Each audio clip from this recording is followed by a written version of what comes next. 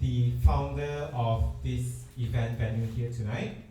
Very lovely place, very cozy, very nice, and which is the Colony KL Eco City. All right, and we are very happy actually to have him here today, and we would like him to share his story with us, which is Tiah.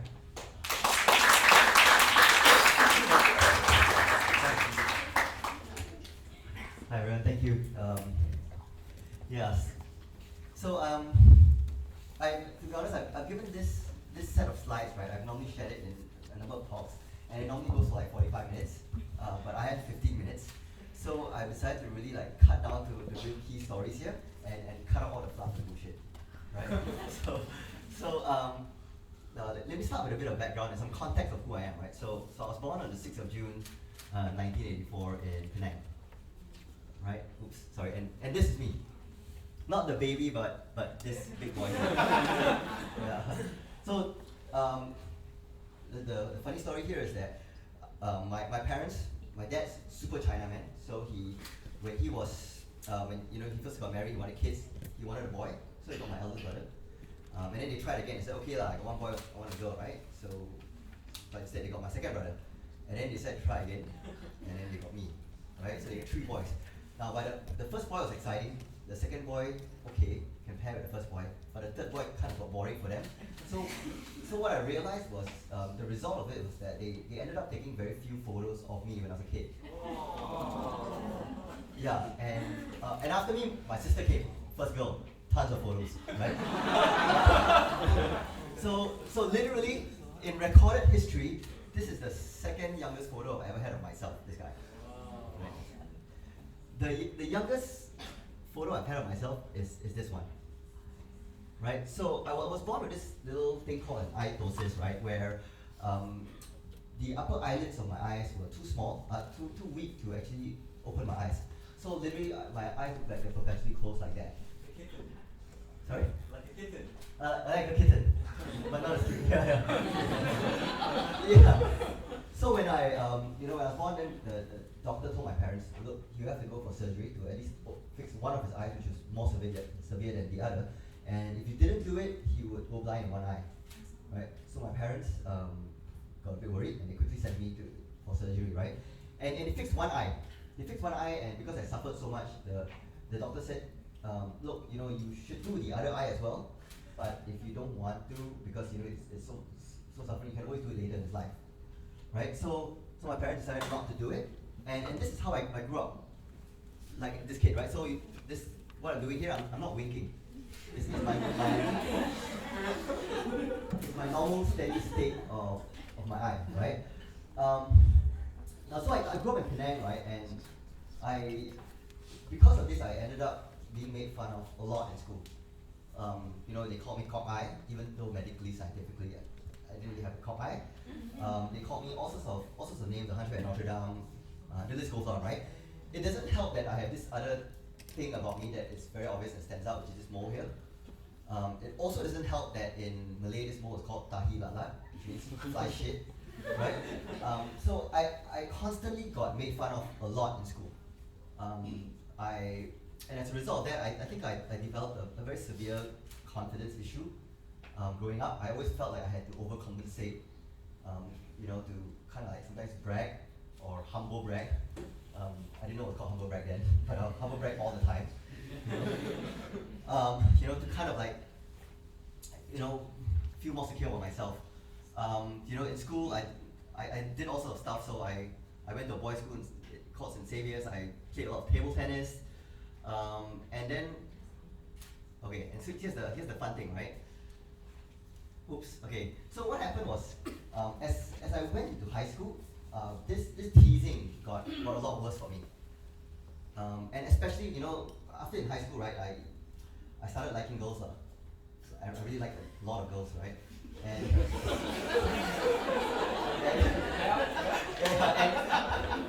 And girls literally, like, many girls that I did like gave me a particular like look. You know what I mean? Like you could sense that they were not comfortable around me. And that really hurt. It's like, when you really like someone or something and that person doesn't like you back or thinks that you're actually a bit gross, right?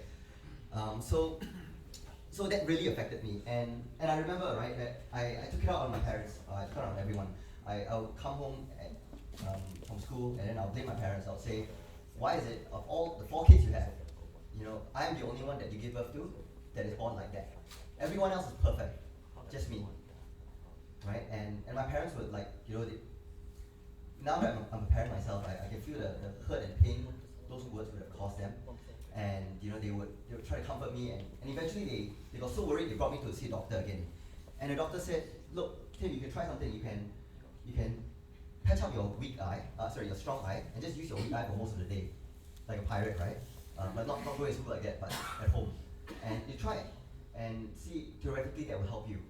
So I did it, and after like maybe a year or two, I went back to see a doctor again, and they said, look, your eyes are perfectly fine. That if you want, you could. There's one small thing you could adjust, which is your upper eyelid on your left eye is a little bit longer than the right eye, but it's more like a cosmetic thing than a medical thing, right? So that's my first lesson I learned in life, right? The first lesson is it's not what happens to us, but how we react to it. For most of my life before then, whenever I had this, I blamed everybody. I blamed God, I blamed my parents, I blamed my friends for making fun of me, I blamed everyone but myself. I was the victim. I was always the victim of a circumstance. But the first time I actually decided to blame myself and said, okay, what can I do about this? Was the first time I actually changed something in my life for the better. And that's the first lesson, right? So eventually, my eyes got better and better. They worked out. I'll skip this, but I had a girlfriend after it got better. I got my heart broken. I don't think I'll go into the story because it's a funny one, but we don't have much time. Yeah. I studied economics in UCL. Again, because I really didn't know what I wanted to study. And again, I think this is born out of my insecurities and my lack of self-confidence. So I wanted to work in things that would pay the most. And back then, at least back then it was like bankers. Investment bankers always get paid the most. So I thought, okay, what do I study to be an investment banker? Oh, economics, okay. So I studied at this university called UCL in London. And then I did a lot of internships. I worked at some investment banks, JP Morgan, Deutsche Bank. And then eventually I graduated, right? But as I graduated, towards the end of my graduation, I decided not to pursue investment banking. I decided in the end to kind of like start something, right? So I started with a partner. I started this thing called this digital media company called Nafnang, right? What it did is like connected bloggers with advertisers, etc., It did reasonably well. We started like in 2007 with like back then what was the equivalent of 150,000 ringgit. It grew, it expanded to different countries and everything. Funny story is that it took off sooner than we expected. Like I remember our first major client was Nike, and after Nike came in, they gave us just like 8,500 ringgit as a campaign. But after that, things started going on, right? And what I learned actually, and this is a funny story, right? So the dollar sign thing here is to represent a cash flow issue. So in the first year, we were closing a lot of sales, we were closing a lot of deals and everything, right?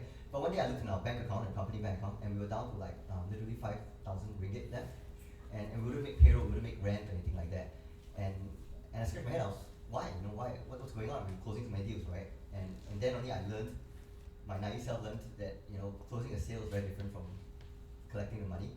So there's a lot of So we nearly went bust there. I remember I called all our clients, I begged them, I told them that if you don't pay us, we're gonna die. We won't exist anymore. So I remember it was Honda that paid us like 30,000 ringgit, and that tied us through the month, and things got better then. But I tell this story because of this thing I'm gonna share with you, right? So, and this is back then, right? The Business Week Asia would come up with this list of top young entrepreneurs in Asia, and that was then. And I remember a year before I just graduated, I looked at this list and I saw a lot of very young, successful entrepreneurs with very successful companies. And I was like, wow, shit, what am I doing in my life? I just graduated, and these guys are already like way ahead of me, right? So fast forward a year later, I just started this company, Nafnang, and it was doing reasonably well. But we were at the same time we were just about on the verge of going bust because we had like cash flow issues.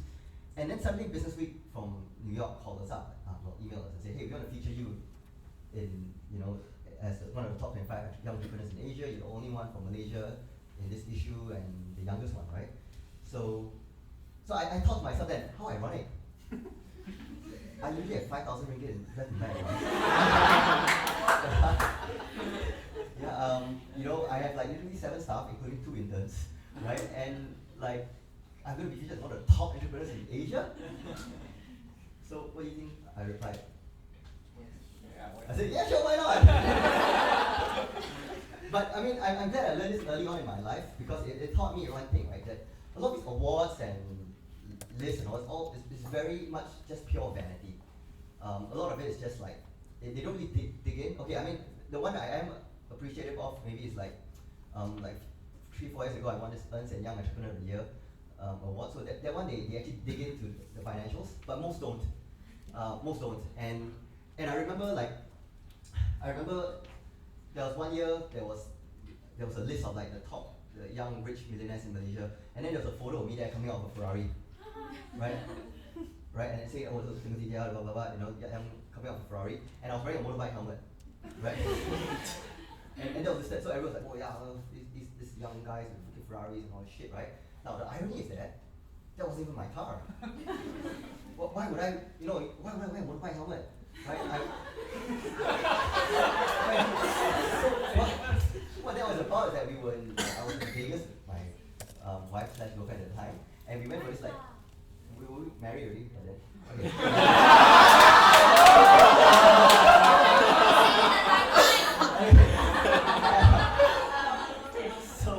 So anyway, so we were in Vegas, and then I went for this like experience driving a Ferrari on a track kind of thing, and they make you wear this motorbike helmet for safety in case you crash and burn, right? And so then I took a picture of that, right? Like my wife took a picture of me coming out of the car, and they got hold of it, and then they posted it in that manner. And it's funny because I don't know why nobody noticed that it was from that kind of experience, not really my Ferrari. I mean, I don't go to PSC, valet park my car, and come out with my helmet, right? Yeah. Anyway, we did reasonably well as a company. Received investor interest, expanded some more and more and more and more.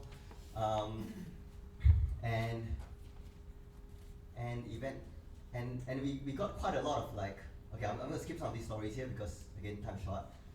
And then I made one of the biggest decisions of my life. Can you guys remember what that is? Yeah. Can you guys guess? Yeah. So I in 2011, I remember it's November 2011, I decided to propose to my wife, right? Who's right here now, this beautiful woman. Say hello. And again, confession, right? Confession. So we did this like proposal video that went viral, and like Christina Perry shared it, and Ryan Seacrest shared it, and it went viral and all that stuff, right? And everybody was thinking that I was this like really sweet guy, right? But in actual fact, right, this video was done out of pure selfish reasons.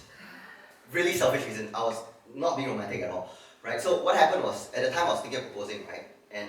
And we were attending a lot of weddings, me and my wife, and somehow the trend then was, at every wedding they would do this like pre-wedding video shoot of how the couple met. Both wear school uniform, oversized school uniform, and then like kind of like pretend to meet, and then like that, right? I saw those videos and I was, shit man, if I have to do that shit, no way man. So I thought, okay, but what can I do? I mean, we have to play some video, right? And I thought, okay, I have to propose anyway, right? So I get a crew together, filmers, and then use this video instead. So the crew anyway just posted it online, and then it went viral, and it worked. I didn't have to do a pre-wedding school uniform kind of shoot. Yeah. And eventually, basically, we got married, and I got married at the age of 28. My wife was 27, slightly earlier because, before I got married, my wife told me that she suffered from this thing called PCOS, polycystic ovarian syndrome, which is the most common reason for infertility in women, right? So I decided to marry earlier, and then so we can start earlier and try earlier, and And we got lucky. We got lucky because within 6 months, you know, my wife was pregnant, and but it was a bittersweet moment for us, because what we learned when we researched it is that not only is it more difficult to conceive when you have PCOS, but once you conceive, you have a 45% chance of a miscarriage. You know, so we knew we had this, and we were like, oh no, we're not going to lose it, and all that. So it was like my wife cried, and then we were, you know, and then I remember comforting my wife. I said, don't worry, this little embryo fetus thing is a fighter. He or she will make it. So we call him fighter, right? And we always refer to it as fighter. And my mom then told me, she said, she's quite superstitious, so she said, don't call him fighter, don't. It's after he really has to fight for his life. I said, Mom, you're just traditional. You're just traditional. It's just a nickname, okay? It's nothing, okay? So then eventually what happened was, in 28 weeks, my wife developed something called severe preeclampsia, something wrong with the placenta, and then she was hospitalized, and she had to prematurely deliver Fighter at 31 weeks, and he came out weighing only 1.1 kilograms. Yeah, he was the smallest baby I've ever seen in my life, even to today. He's literally the size of from this tip to this here. I could hold him like that. Yeah. So yeah, you know, so he spent about 5 weeks in ICU. We were hoping that he made it, and you know, eventually he did.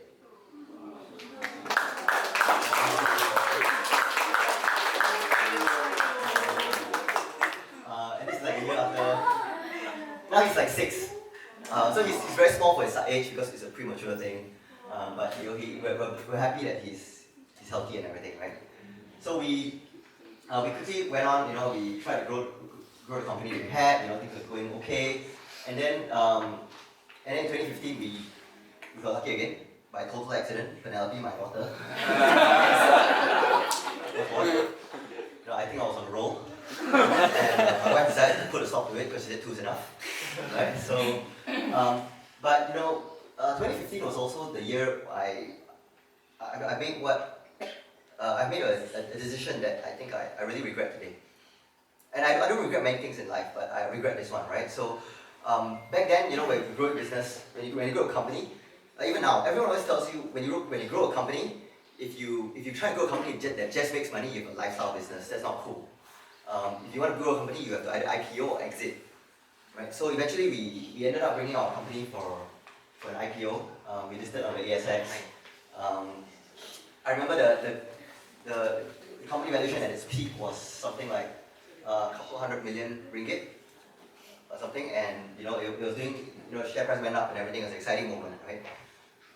It's something that I regret, because it's something I did. In hindsight, I did because it was something I felt I needed to do because everyone says I should. You know, and really, like, it came with some excitement on our first day, and it came with a lot of like emotional difficulties, because you know, as the share price fluctuates and everything, you know, it just makes me, for me, it made me feel terrible. I mean, I wasn't CEO. I assumed the COO position, but I felt terrible whenever the stock price dipped and somebody lost money. You know, at least on paper. So eventually, I left the company like a year later to start something else, start up Colony, and the company it's today sadly it's a shadow of what it used to be back then, right? So you know, I started it, and you know, we started like Colony like a couple years ago. I was quite lucky when I left, a number of investors came and said, whatever you're doing, let's invest. So this colony we're in here is the second colony. There are 5. There are 5 in around KL, and they generally look kind of like similar like this, right? Now, again, because we're running out of time, right? Now, I just want to share again. The reason why I'm telling this whole story, right, is to give you a bit of context, right, of my life. Like, after I left NetCentric, which is the company we IPO, I always thought that I was going to spend a lot of time. I wanted to spend time just playing games, doing nothing but play games, right? Because you know, is anyone in a game? Yeah, have you ever, right? just randomly one day you're on leave, Confession. and then you log in, right, on a Wednesday afternoon, right, and you see these buggers that always play are still there playing, and then they're high level than you and everything, and you wonder like, do they not work or something? Yeah. So I wanted to be that guy. And my wife told me, I'll give you 2 weeks max, you'll be bored. Actually 2 weeks, I was really bored after that. I gave up the game after 2 weeks. And what I did then was, I did a lot of reading. You know, because at that point I actually felt very, very unhappy with my life. Really, really unhappy. And I don't know how to explain this, right? It's like, logically, I feel like I shouldn't be unhappy. When I look back, when I compare myself with you know, oh yeah, we're not starving, you know, we're comfortable financially, we have great kids, I have a great wife, why should I be unhappy, you know? And as I look back, I realized that as I read more and more books, right, I learned that a few things, right? Again, coming back to my insecurities as a kid, right? I've always done things that people told me I should do in order for them to view me as successful. I always chased this thing, right? I've always been operating on this high rev, you know, and I've kind of never stopped and kind of wondered if that was really something I wanted for myself at all. And because of that, I was a very emotional person. I always had a very hot temper. I felt I was a very entitled person as well. I can be an asshole at times. I would humble brag a lot here and there. If you see me at a dinner or something with friends, I would be one of those who's always talking, but hardly listening. You know, and the one thing that I'm blessed with, that I think God gave me anyway, was self-awareness. That when I read all these books and I reflected upon myself, like shit. I mean, if there was a TV series like a Sex and the City, and I was one of the characters, right? I would be the most irritating character. Right? So I kind of from that I kind of learned, right?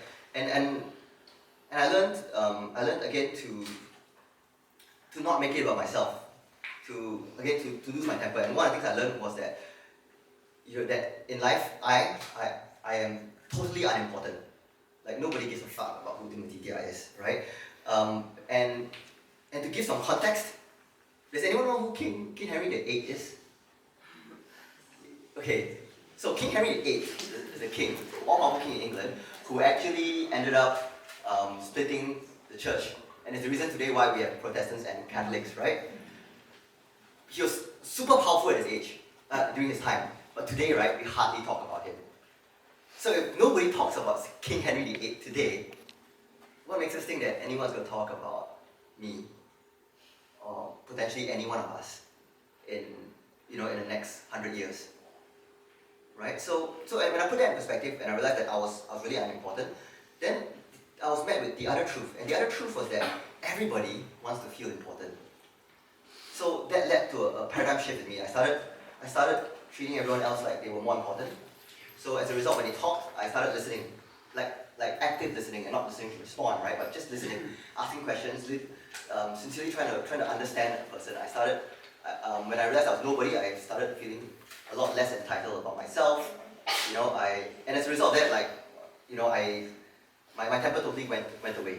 Like people who used to work with me, like Adrian, Rachel, like many years ago, have seen me lose my temper. None of my colleagues have ever seen me lose my temper. Yeah, they never. They would, to them it's like, I can't believe it. You know. Today, I used to be a very chauvinistic guy, because again, my dad's very Chinaman. So you know, so I always argue with my wife, you know, and I always shout at her. Now my wife is the one that does the shouting. and me the listening. And that's when this whole thing kind of hit me, right? That we live in this society, right, where we tend to worship the wrong things. You know, if you browse our Facebook feeds or Twitter and everything, we're always met with articles about how to be a millionaire, how to be a successful CEO, or these are 5 habits that these successful CEOs do, or here's what Elon Musk wakes up and does every morning. You know, that's it, right? But there's nothing telling us how to be a good person, how to be truly happy, right? How to make someone feel important, how to really take care of somebody. There's nothing like that hits our newsfeed, and And I mean, I'm 35 this year. I'm glad that I've learned that like a couple years ago. And today, we practice the same with our kids. We have two kids now who are 4 and 6. Fighter is 6 and Penny is 4. And can't speak for my wife. I don't care about what grades they get. I don't care if people think they're smart or not smart. I do care that they are, and this is something I do care if they know how to practice empathy. I do care if they feel secure about being themselves. And I would worry if they ever felt they had to do something because everyone else said this was the right thing to do. So thank you, everybody.